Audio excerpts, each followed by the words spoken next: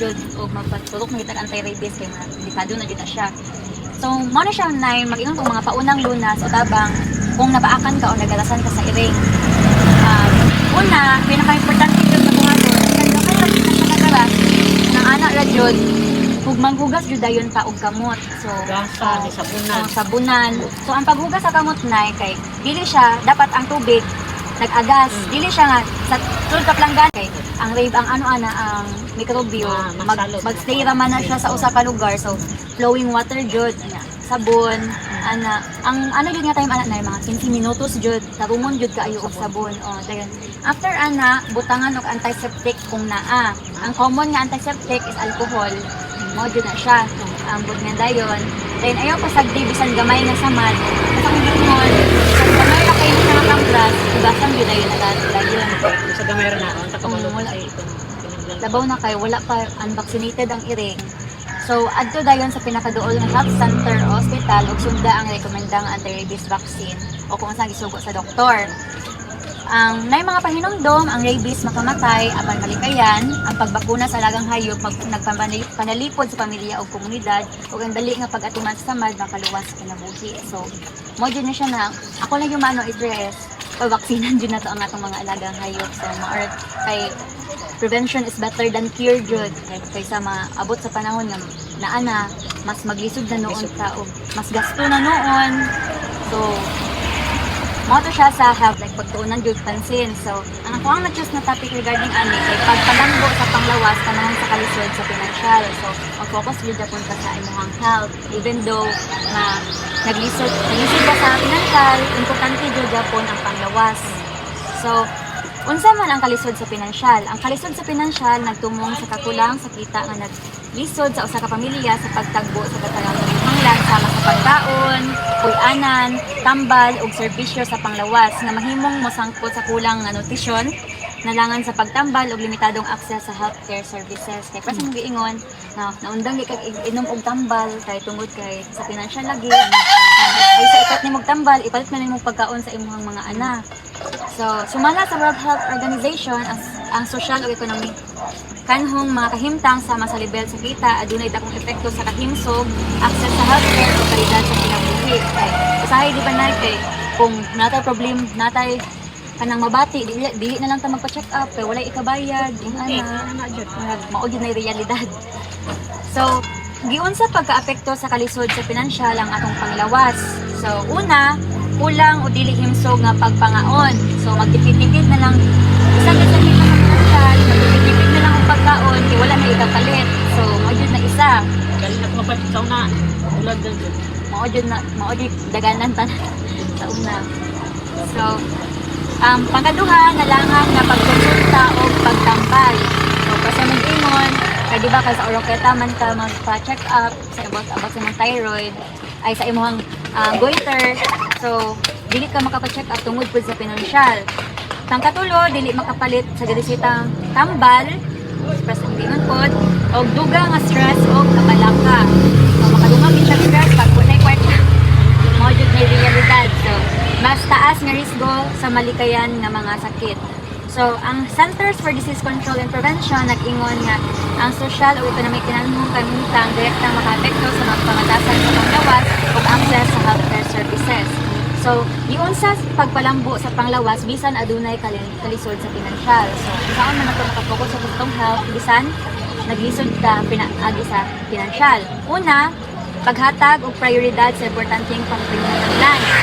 Mga kasi ng pagkaon, tambal ug puy-anan. So, kung kita nga na problema sa financial, so mas i-priority jud nato itong mga utang nga mas kinahanglan jud ato ang kinabuhi kasi ang pagkaon, tambal, og ang puy-anan. So kulang sa puy-anan na kay permanente naman mo dire ang bayad sila sa tubig, mga kuryente, ana, hindi magyari pero ano sa questionable pa.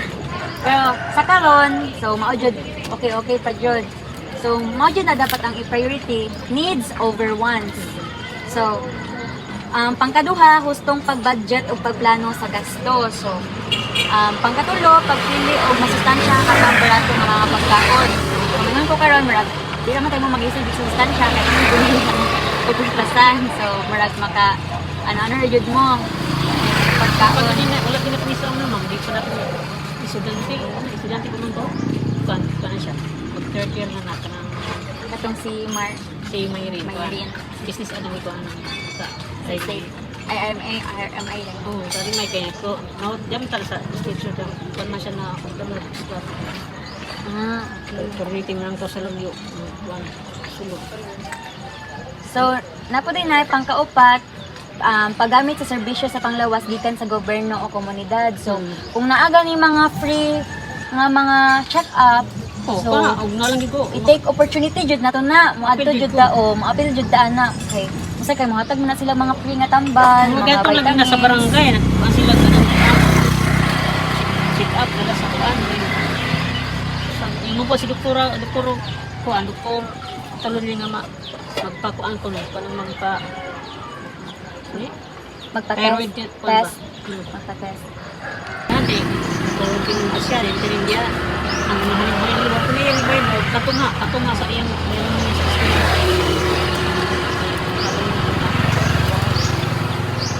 So, na din na ang pangkalima sa iyong pagpa-check up kung adunay sakit. So, kung makabati na ganita og kanang simptomas pa lang, ipa-check up na gid nato na kay kung labaw nas kung naay financial atong una-unaon kay dili na ko magpa-check up kay gasto na pud ubor na lagi ni. Pero kung dili tam kung mas dugayon na to magpa-check up na mas mulala noon, mas madako no nang imong gasto. Tips sa pag-budget. So, kani siya mga unsaon pag-budget sa kwarta. Una, so, mara ka ni makatabang jud ni sa dili po sa mga sa among apod sa tutan. Una, kung mahimo jud isulat ang adlaw-adlaw ug pang semana nga mga gasto. Kanang i-track nimo ba unsa ang kanang kuya mo nga gasto karong adlaw or katapang semana ha para imuhang maano para ma-budget nimo nga dapat kasunod semana maugda ko ingani jud ko ako magasto dili nang mo exceed ing ana. So, ang pangkaduha, ilain ang panginahanglan o gusto lamang. So, lainon din na to ang budget para sa panginahanglan sa adlaw-adlaw, sa ato ang sa health na to, o sa mga panggusto lamang ang mga butang. Ang pangkatulo, unahon ang budget ang pagkaon o panglawas. Usahay jud sa pagkaon jud ta makalimtan na jud ang panglawas nga ang about sa health. tinuod na ma'am. Mo jud ning kamatuoran pero di ay dapat unahon jud nato ang panglawas o ang pagkaon kay mata makakuha og kwarta kung atong panlawas kay wala na weak na kaayo so wala damot. So ang pangkaupat is likayi ang dili importante nga paggasto. So mga basta nang kung naay bisyo mga undangan jud na kanang mga so priority jud nato ang mga needs jud nato kasi 2 months. So, ang pangkalima is magtigom bisan gamay kung posible. Kung naaga ni magbilin-bilin, bisan gamay, bisan gis ka na, kung mag-alitan siya, mas maayo. So, kay kung magawa one step at a time, kanang bisan gamay ra kung madugayan, kung naaray makuot, kung magkinaon sa in the future, kay wag di na po hold itong life, kung sabay budagan sa panahon, so at least naray makuha. So, ang sunod is mga suporta o serbisyo nga mahimong duulan. So isa na ang local nga health center. So, basta yun about sa health, kita yun, muduol yun ta sa health centers. Naman dulo na dire. Naman sa barangay. Napod na sa barangay. So, kung naagay gibati, muduol yun ta dito. Kaya unsa may pulos sa atong gobyerno, kung dili na ito gamiton atong tax. So, kung giubo, mapa-check up, mo-provide ng food na sila o mga free nga tambal. Mga itong tambal dyan. So, dili lang jud ang ato lang dili lang jud ta maulaw, muduol sa ilaha. Na, ako sa una, gagmay pa ng akong bata. Nagsunod ng duha tuig, 94, 93, 93, 94. Lakaw, kami si Tien, kung sa skito sa una, kami pa nakawang pa rin, kami pa na lakaw na ako na, bahalag maglakaw ko kay ano. Kasi tintambal, libre. Lagi. Nag-ubo ng bata, lakaw. Sila mga tapulan, hindi kayo. So, ato akong ang mga programa nga tabang sa gobyerno, nakahimuslan jud nato na tanan ang maghatag sa gobyerno.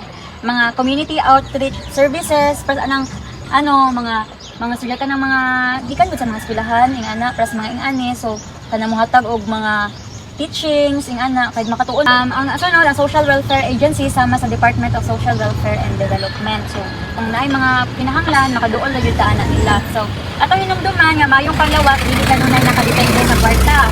Ang gustong kahibalo, maalamong pagdesisyon ug sa iyong paglihok makatabang sa paglikay sa sakit bisan pa adunay kalisod sa kinabuhi. So kung nalang tayo disiplina sa tuang kinabuhi, kay everything magod, no ta nga nakadepende ra jud sa kwarta kung walay kwarta wala dili lang naning ana. Pero kung nalang tayo disiplina sa tuang panglawas, sa tuang mga desisyon sa tuang kinabuhi, walang water ra pud kang tanan.